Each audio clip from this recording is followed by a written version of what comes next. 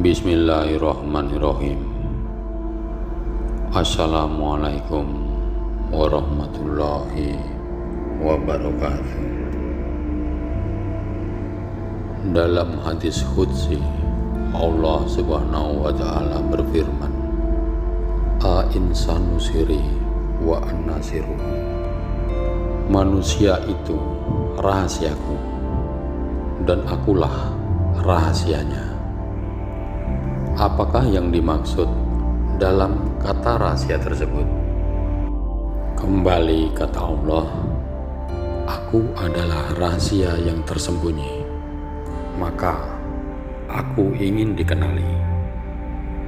Dalam hal ini, para arifin billah, mereka mengungkapkan, Man arafa nafsahu, faqad arafa robahu, faqad arafa robahu, fasadal jasad. Barang siapa mengenal dirinya, mengenallah dia akan Tuhannya. Dan barang siapa mengenal Tuhannya, binasalah jasadnya. Saudaraku, jika kita ingin mengetahui apa itu yang dikatakan rahasianya, cara yang paling mudah ialah merasakan dan menyelami ia ke dalam diri.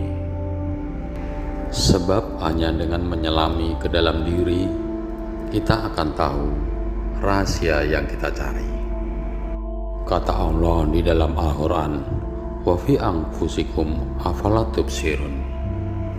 Dan pada diri kamu, kenapa kamu tidak mau memperhatikan?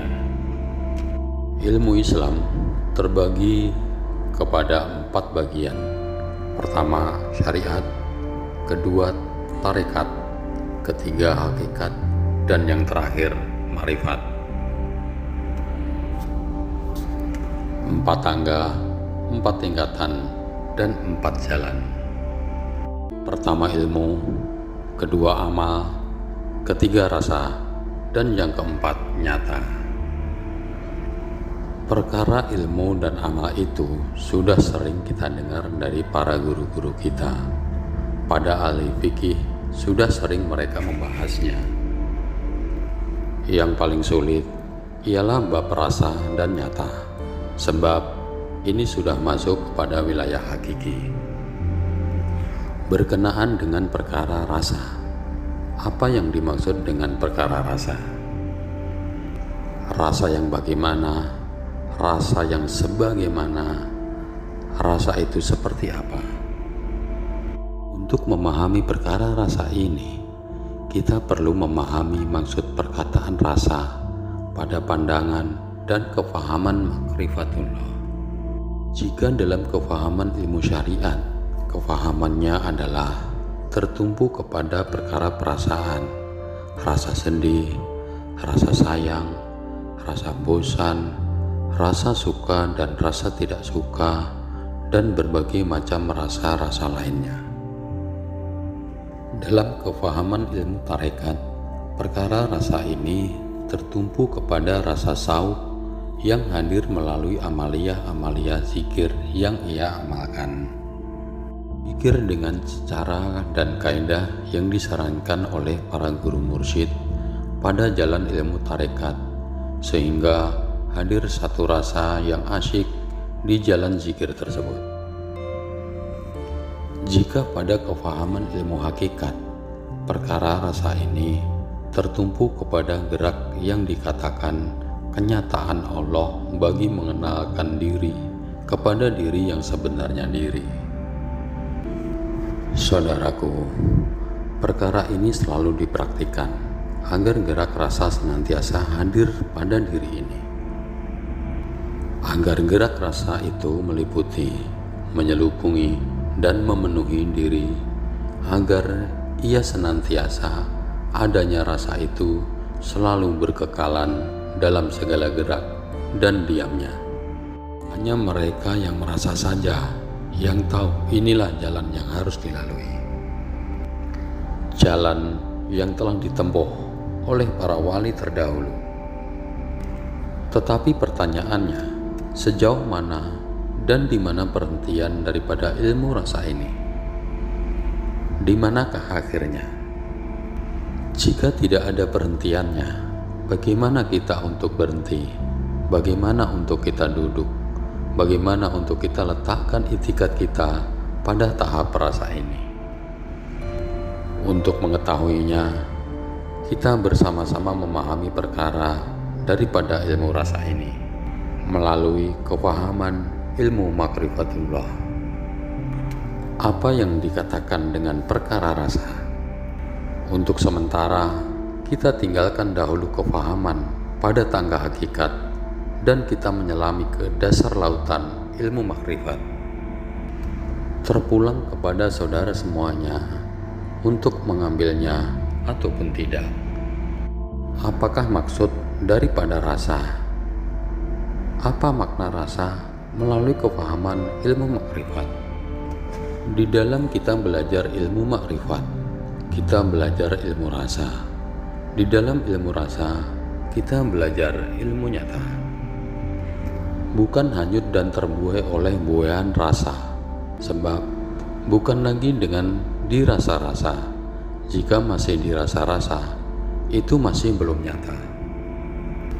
Jika pada kefahaman hakikat, gerak rasa itu adalah untuk kita pahami apa yang di dalam diri jasad. Setelah kita memahami apa yang berada di dalam diri jasad, apakah masih kita tidak yakin akan kenyataan daripada Allah itu? Apakah masih kita perlu kepada bukti bahwasannya kenyataan Allah itu? Bagaimana kita perlu kepada pembuktian berkenaan dengan kenyataan Allah? Cukup-cukuplah kita dengan apa yang ada pada diri ini. Wa fi anfusikum afala tubsirun. Kenyataan Allah itu jelas, nyata dan terang. Apakah yang berada di dalam diri kita ini? Yang berada di dalam diri kita ini adalah diri batin kita, yaitu diri ruh. Sifat ruh ini adalah sifat hayatnya, yaitu hidup. Hidupnya roh itu sememangnya telah sedia adanya. Apakah perlu kepada cabang-cabang tertentu atau cara-cara tertentu barulah roh itu dapat hidup? Allah itu tidak perlu kepada usaha, tidak perlu kepada ikhtiar, tidak perlu kepada cara untuk menyatakan Allah, karena yang menyatakan Allah dan yang mengenal Allah itu hanyalah Allah sendiri. Untuk mengenal Allah itu bukan dengan jalan ilmu, bukan jalan amal, jalan rasa, bukan pula melalui guru. Sebagaimana sabda baginda Nabi Muhammad SAW, Araftu Rabbi bi Rabbi. Hanya Allah yang mengenal Allah. Jadi bagaimana dengan ilmu, amal, dan rasa yang kita lalui ini? Apakah ia salah? Bukan salah, tetapi lihatlah di sebalik ilmu, di sebalik amal dan rasa. Siapakah yang di sebalik ilmu, di sebalik rasa, dan di sebalik amal? Tidak lain dan tidak bukan, tentunya Allah sendiri. Barulah ini yang dinamakan ilmu nyata. Belajar ilmu makrifat bukan untuk dirasa-rasa dan bukan ilmu rasa-rasa. Ilmu makrifat itu adalah ilmu yang nyata. Pertanyaan selanjutnya, bagaimana untuk sampai kepada tahap nyata ini? Kita harus berbalik kepada apa yang di dalam diri kita.